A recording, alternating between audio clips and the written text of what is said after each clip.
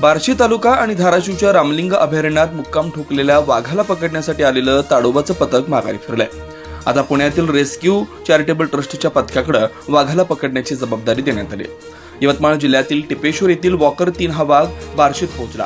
त्यानंतर त्याने धाराशिव व बार्शी येथील जनावरांवर हल्ला केला। हा परिसर वाघाच्या राहण्यास योग्य नसल्याने त्याला पकडण्याचा निर्णय घेण्यात आला। यासाठी ताडोबा अभयारण्यातील तज्ञ पथकाला बोलावण्यात आला।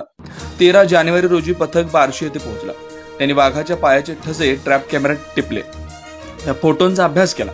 वाघाला पकडण्यासाठी पूर्ण तयारी केली, मात्र वाघानं हुलकावणी दिली। मागील 8 दिवसांपासून ताडोबा येथील 10 जणांचं पथक बार्शी व रामलिंगच्या जंगलात ठाण मांडून होतं। त्यांनी वाघाच्या वर्तणुकीचा अभ्यास केला, त्याला पकडण्याची पूर्ण तयारी केली। काही दिवसात यश मिळेल असं वाटत असताना त्यांना चंद्रपूरमध्ये बोलावण्यात आलं।